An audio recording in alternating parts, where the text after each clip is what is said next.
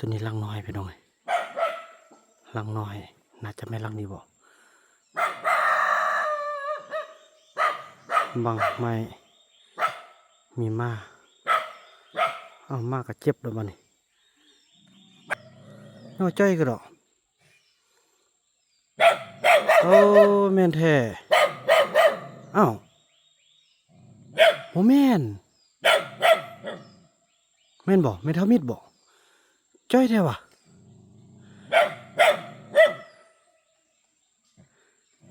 คือโอ้แม่นเท่ามีแท้พี่น้องจ้อยแล้วมานี่มาน้ำไผ่สินะ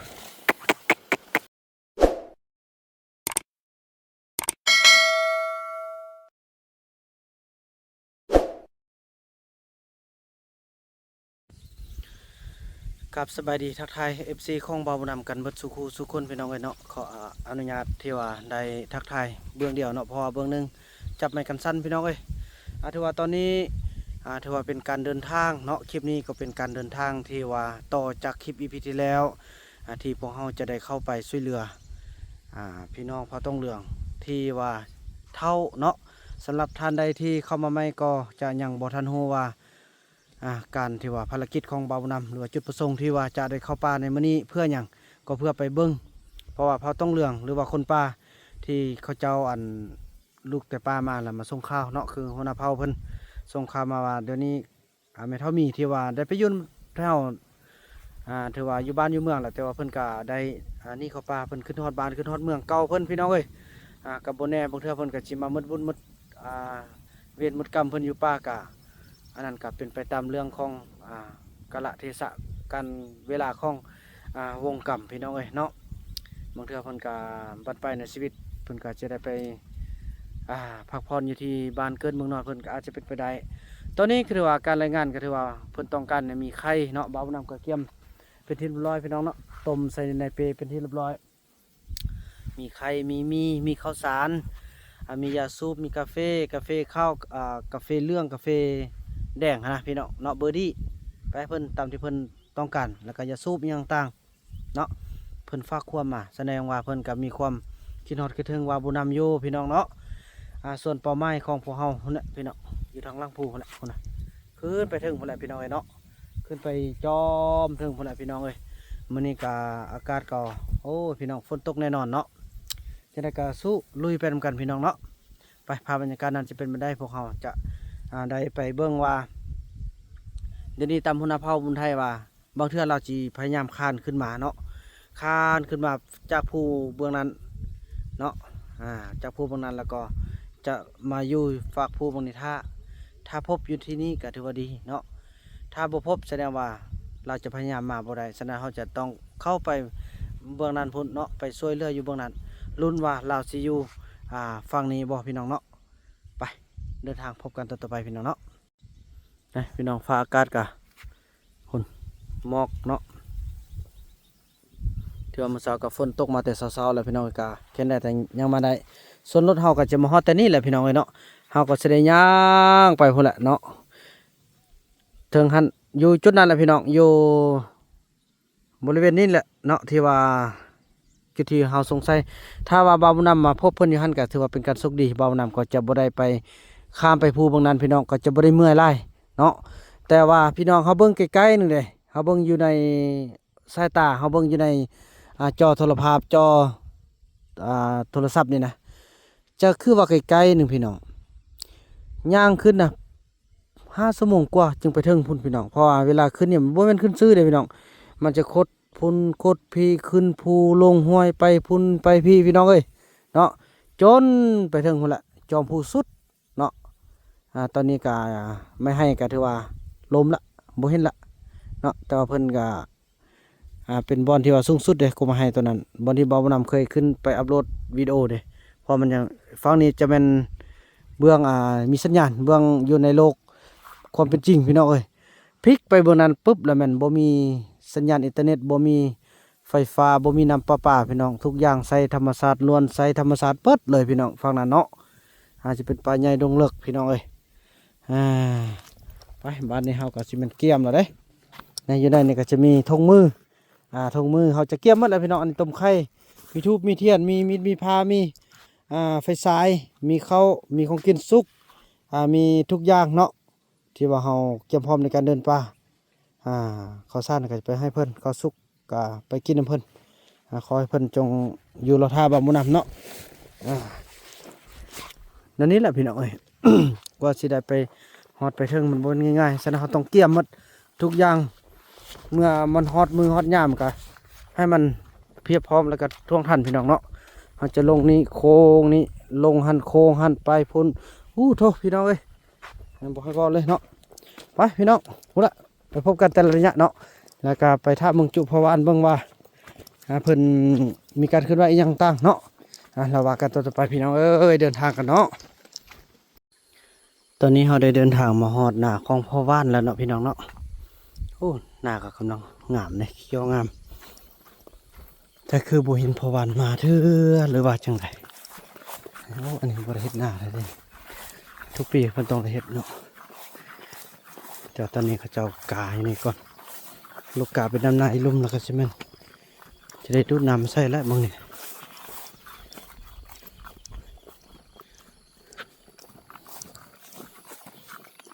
พี่น้องนักกระเปขนาด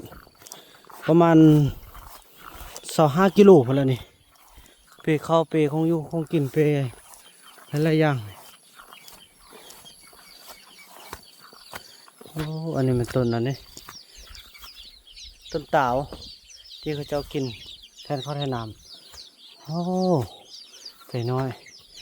สมัยก่อนพี่น้องแสดงว่าอีพ่อโบทันมาเถอะนี่กระแจกันยังโบทันใครเถอะ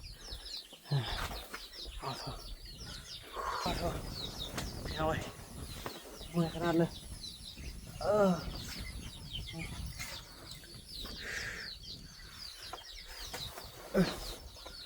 กระเปะนักข้าวสารนี่พี่น้องลองลุ้นว่าจะพบเมทัลมีกลางทางบ่พี่น้องเนาะแล้วก็จะลุ้นว่าเพิ่นจะมาท่าเฮาอยู่ฝากเบิ่งนี้บ่หรือว่าอยู่เขตกกมากอันที่บ้านนำกินมากอันนั้นนะพี่น้องจะได้เอาแก้นก่อนไปซอกแก้นแล้วก็กาเอาก่อนแซ่บพี่น้องเนาะกินแซ่บเลยมันเนี่ยคล้ายคือกับมากอันโทเรียนผสมกับมะกล้วยพี่น้องเอ้ยแซ่บอีหลีไปนี่เบาน่าจะเอาเมล็ดมากาให้ได้พี่น้องถ้าว่าหูต้นเบาเราก็จะไปเอาไล่ๆมาแล้วก็มากินได้แล้วก็มากาได้แล้วก็เกี่ยมยาให้FCพี่น้องมันแซ่บอีหลีเลยพี่น้องเอ้ยแซ่บยอมรับเลยบ่เคยกินมะไม้ป่าที่ว่าแซ่บแบบนี้จักเทื่อยอมเบาน่าจะไปซอกเนาะถ้าว่าได้เบาน่าจะเกี่ยมไว้แบ่งให้ทุกคนที่มายามเนาะไปพี่น้องจำพบกันตอนต่อไปเด้อสมัยนึงก่อนกินน้ำกินไหนกันเนาะโอ้ยพี่น้องเอ้ยว่าจะเดินทางกับสภาพฝนตกพี่น้องเนาะ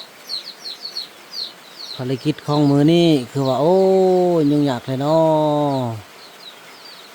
ะรอให้ฝนเศร้าแป๊บหนึ่งก่อนพี่น้องเอ้ยเนาะพออยู่ในป่านี่ยังมีใบไม้ยังมียังตั้งลีกใดเลยอันนี้เขตนี้นี่บุปลาเราสิปะโถเปียกหมดเลยพี่น้องเอ้ย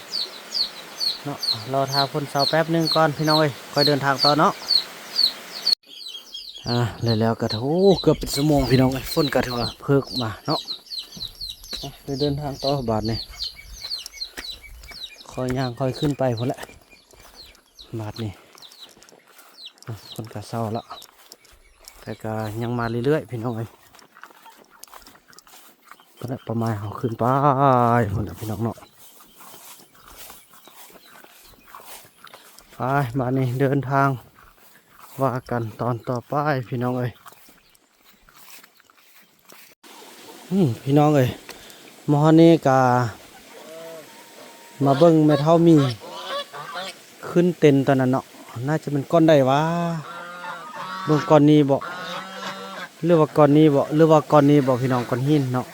ที่ว่าแม่เท่ามีขึ้นเต็นหรือว่าก้อนนั้นบอกพี่น้องเอ้ยอันนี้บอลที่เบานำห้องเพลงเนาะบอยเบียสร้างอยู่มุมทางนั้นไทยทำแอบมักเมียเขาแล้วพี่น้องเอ้ยมอนี่ป้าโถมึงเงื่อนพอคึมอันนี้ก็ฮักบ่อนี่เข้าไปตะยานแท้เงื่อนพอคึมลมพี่น้องเที่ยงเพิ่นเนาะลมแล้วแม่พี่น้องเอ้ยขับยับหมดเลย ปาโถ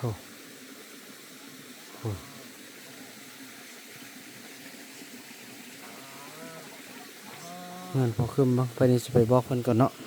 เที่ยงนะเหมือนเหือนมันก่อนได้วะหรือว่ามันก่อนนี้บ่ไม่เท่ามียืนฟอนน่ะโอ้จังเด้อจังเด้อจังเด้อฮะจังเด้อยักลิ้นน้ำแดงน่าฮักเด้น่าฮักเด้น่าฮักเด้โอ้ผู้เจ้าคุณแท้มันก่อนได้ปะน่าจะเป็นก่อนนี้บ่ไม่เท่ามีเขายืนฟอนคือชิแม่นแหละพี่น้องเนาะคนยืนฟอนน่าจะเป็นก่อนนี้นี่แหละตัวห่านของพ่อวานอยู่ฝั่งไทยเขาเอื่นว่าตัวยังก็ตัวห่านนี่นะเป็นตัวห้องเบาหรือว่าจังใดตัวห่านเนาะฝั่งลาวเขาไปบ้านนี้เดินทางบ้านนี้โอเคเราได้เดินทางมาฮอดตีนเข้าที่จะเกี่ยมขึ้นเป็นที่เรียบร้อยพี่น้องแล้วกว่าจะมาฮอดแต่ละจุดนี่บ่ธรรมดาต้องใช้เวลายืดเยื้อยาวนานเลย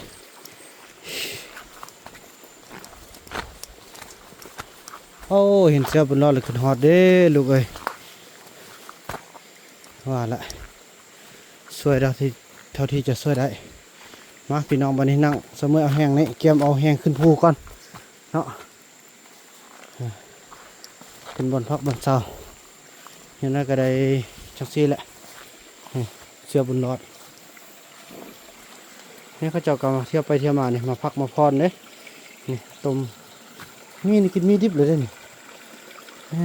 กินมีดิบเลยน้ำยังต่างนะพี่น้องไอ้สมัยมันนึงเนาะแล้วก็ขึ้นภูต่อวัดนี่โอ้ภาพบรรยากาศดีได้พี่น้องไหมนำไล่ไฟสว่างแบบนี้นะที่เทิงจะมีน้ำตกตาดเด้ต่างอายุกับบุยุพี่น้องเนาะขอบคนไทยนี่นะเด้อถือว่านำลักมากับโบเห็นฮอตปานี้พี่น้องเนาะจักสิมาหรือบ่มาบ่ฮู้แหละฮู้ว่าบ่าวนำมาก่อนจังซี่นะพักผ่อนก่อนพี่น้องโอเคหลังจากที่เราพักผ่อนเป็นที่เรียบร้อยก็จะได้เกี่ยมมานี่กินน้ำกินท่ากันแล้วเนาะเกี่ยมโป๊กบานนี่ขึ้นภูกันโอ้ยไม่ทำมีจะมาแล้วบ่เดี๋ยวเจ้ายังอยู่บนเก่าเนี่ยนะก็ฮู้เป้าหมายของเราแล้วเนาะถ้าเราบ่พบกลางทางก็แม่นอยู่ห้วยเมียงฮั่นพี่น้องเนาะพอเพิ่นไปบ่ได้แล้วเด้เนาะจังซั่นละพี่น้องเนี่ยนี่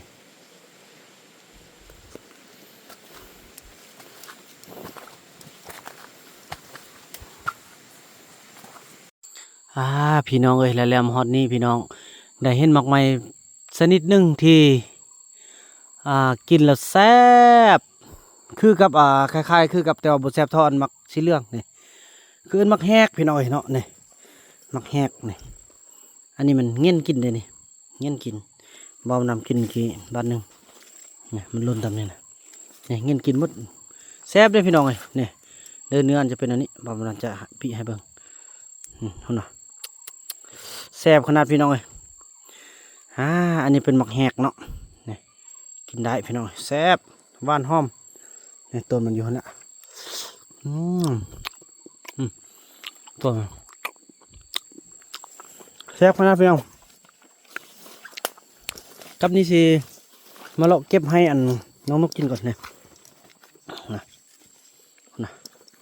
กำลังล้นพี่น้องกำลังแซ่บพูนโอ้ถั่วลายขนาดนี่สัตว์ก็กินนี่กินหมดอย่างต่างนี่เนาะหน่วยใหญ่ๆเลยแซ่บขนาดพี่น้องโดนระเบิดสัมผัสนี่ต้นมันใหญ่ๆนะนี่แซ่บพี่น้องหอม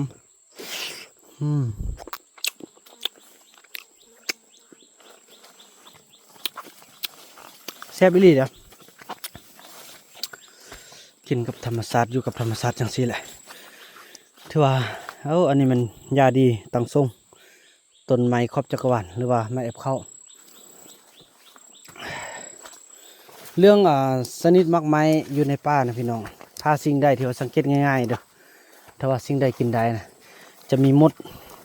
จะมีกระหอกกระแตมีนกกินพี่น้องนูกินแสดงว่าบ่เป็นหยังถ้าว่ามาเกี้ยงงามโอ้นกเจองามแล้วก็บ่มีหยังกินนะแสดงแล้วก็ออกกินคิ้วสิถือว่าบ่เป็นตะกินได้พี่น้องเนาะไปเดินทางไปเรื่อยๆมานี่เข้าสู่ป่าอันเยือกเย็นกันละพี่น้องเนาะมาห้องนี้ก็พบห้องหอยพี่น้องน่าจะเป็นพ่อบุญไทยเมื่อวานนี้เนาะตอนเราออกมานั่งเสมื่อยแล้วนี่เถอะถือว่ามาบ่ฮอดปานนี้พี่น้องเนาะนั่งจอมกับตำลำนำล่างพุ่นจักมาหรือบ่มาบ่ฮู้ปานนี้พี่น้องก็บอกแล้วว่าสิว่าให้มาเปเข้ามาให้แม่เท่ามีได้ลองเบิ่งตัวจริงเนาะเสื้อได้ก็เสื้อบ่ได้ละเดี๋ยวนี้ไปรักษาเวลาพี่น้องฟ้าไปฟ้ามาฟ้าแก้ไขเวียกงานเราเดินทางมาฮอดใกล้จะฮอดหมู่บ้านของเขาเจ้าแล้วพี่น้องอยู่งานถึงเนาะรุ่นว่าจะพบแม่เท่ามีบ่พี่น้องเนาะมาฮอดนี้เบานำอยากให้ทุกคนได้เห็นต้นไม้ชนิดหนึ่งที่มีกระหอกกินทุกปีไล่เด้เดี๋ยวนี้บ่แม่นเริ่มกินแล้วบ่เนี่ยบ่แม่นใบกล้วยหักแล้วนี่เห็นบ่ใบหนึ่งนี่ใบซองนี่ก็หักแล้วนี่อันนี้เป็นต้นตองโคบเนาะบ่ฮู้ว่าทางฝั่งไทยเขาเอิ้นว่าต้นมีหยังเนาะนี่อันนี้เป็นมากมันนี่มากมันจะประมาณนี้แหละมันเป็นพัว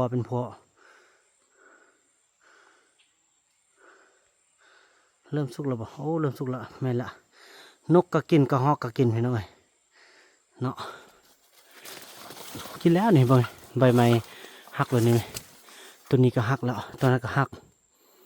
แล้วตัวนี้ก็หักนี่แสดงว่ากระหอกมันนู่นหักหมดแล้วโอ้แม่แท้สุกแล้วพี่น้องมันเริ่มมากินแล้วเนาะหักเบิดเลยเห็นบ่นี่อยู่ถึงนี่บ่เป็นคนเลยนี่โอ้โหมื่นพี่น้องนี่เชี่ยนะล่นหักหมดละใบไม้นะแสดงว่ากินแล้วนี่เห็นบ่โอ้กินแท้นี่ล่นหมดเลยนี่มาพกสาวพกแรงแม่นี่นะโธ่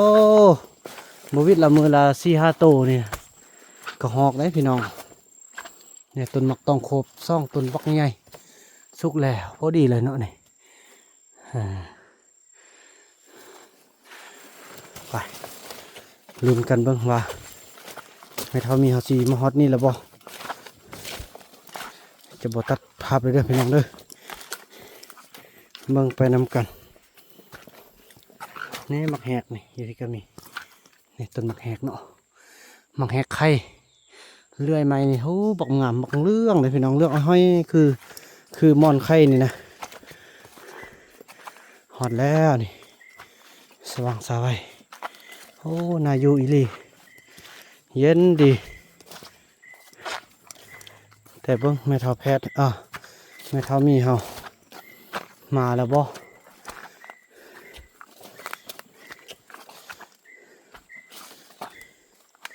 โอ้โบมาเถอะโบมีห้องหอยมีแต่เครื่องพอบุญไทยเอาไว้นี่คือเก้า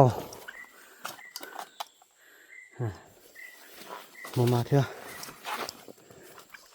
นี่นะบนอยู่บนนอนเขาเจ้านะ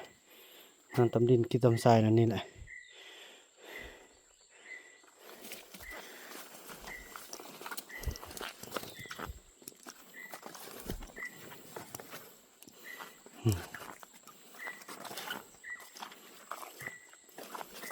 เราฟังเนาะรุ่นไปนำกันพี่น้องรุ่นนำกันเด้อ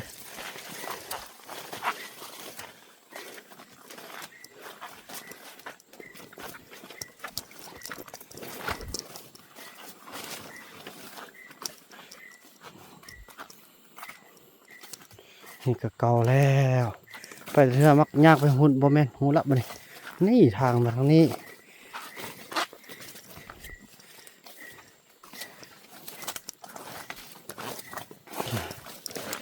งานจอมกันโอ้โถอันนี้เสื้อไอเอกนี่บ่เลือกไปนำพ่อบุญไทยละพ่อบุญไทยก็สิบ่ไหวละเจ็บหัวเข่าละเจ็บหัวเข่าทั้งสองเบื้องละเพิ่นว่าแต่ว่าไปก็ไปอยู่ก็อยู่ค่อยพัฒนาแต่จุอยู่นำกันนี้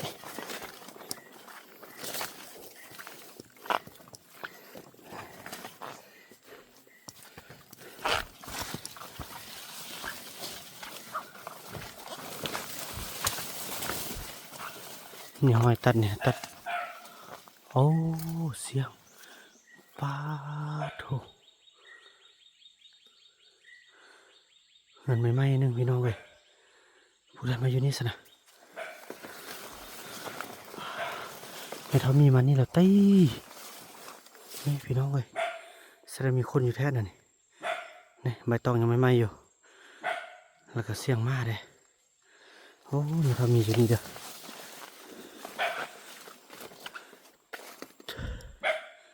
ตัวนี้ลังน้อยพี่น้องเว้ยลังน้อยน่าจะไม่ลังนี้บ่บังไม่มีมาเอามาก็เจ็บแล้วมันนี่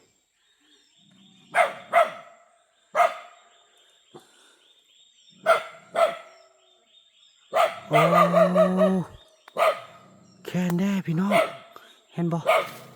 เห็นบ่ไม่เท่ามีไม่เท่ามีโอ้มาอยู่นี่ได้มาอยู่นี่ได้โมเมนติแม่นบ่น้อยจ้อยก็ดอกโอ้แม่นแท้อ้าวโมแม่นแม่นบ่แม่นเท่ามิดบ่จ้อยแท้วะ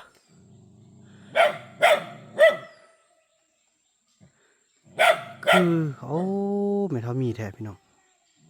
จ้อยแล้วมานี่มาน้ำไผ่สินะย่อยโค้งหมดแข้งเลยฮะเป็นยังไงย่อลากนั่นนี่หมดนี่อันนี้บนนอนผู้เดือนี่โถบนนอนพ่อบุญไทยนี่กับแม่นกเพิ่นเนาะโอ้ยแม่แท้พี่น้องเอ้ยย่างมาพี่จนได้ขอบใจแม่เอ้ยมาฮอดมาถึงแล้วโอ้สบายดีแม่มาพี่แล้วมามื้อใดเนี่ยมามื้อนี้โอ้ดีใจเด้อพี่น้องเอ้ยนี่มาพบมาพอละโอ้ดีใจแม่เอ้ยกินข้าวแล้วเนอะน่าบ่ได้กินเถอะหากระมอดมื้อเช้านี่พี่น้องเอ้ยนี่ดีใจมาพบมาพอนี่โอ้เราก็สร้างนี่เราก็ตัดนี่ห้ากับบ้านหนึ่งแสดงห้ากับฮอดมื้อเช้านี่โอ้นี่นั่งไฟกันกล้องน้อยๆนึงนั่นนี่แหละโอ้ดีใจเลยแม่เอ้ยอันนี้มันบนที่เนี่ยไอ้กลมโอ้ทมิดมานั่งนี้เนาะนั่งนี่แล้วก็มันมาปุกตูบนั่นนี่พี่น้องนี่แหละแบบดังเดิมมันจะมีกายนั่นนี่แล้วก็เซตขึ้นนั่นนี่พี่น้องแล้วก็มาคำเบื้องนี้นี่แหละแบบดังเดิมของข้าเจ้าอิลีบรรพบุรุษข้าเจ้าซ้อนอิลีแหละนี่โทพี่น้องเลยเนาะดีใจฮะมาในก็สิได้โอ้สิได้แล้วยังโอเคอยู่แข็งแห้งอยู่ป้าพอมันไทยบอกคือเป็นตาญาณเอาแท้ว่ะคือสิย่างบ่ได้ว่าเราเก่งอีหลีเด้อพี่น้อยบ่นำส้มเซ้ยนำเด้อเก่งสิได้เรามานำลังมาฮอดนี่เราก็เห็นอยู่นี่เนาะเนี่ยโอ้อยู่ป่ามันบ่มีพายุเด้เราก็มาพบกับพ่อบุญไทยนี่พี่น้องเนาะเนี่ยเราก็สิมาอยู่นี่แหละเครื่องก็อยู่นี่เราก็ต้องมาตั้งอยู่นี่บางนี่นี่ใบกันยังอันนั้นหนึ่งไม่หนึ่งพี่น้องเอ้ยเนาะจังสันแหละถือว่าคลิปนี้บ่าวนำกะดีใจเนาะที่ว่าบ่ได้ไปต่อขออนุญาตจบคลิปกันซ้ำนี้ก่อนเราคลิปต่อไปเราจะได้แจกของอยู่ของกินให้เพิ่นเนาะพี่น้องเนาะ คลิปนี้บ่าวนำขอกล่าวคำว่าสบายดี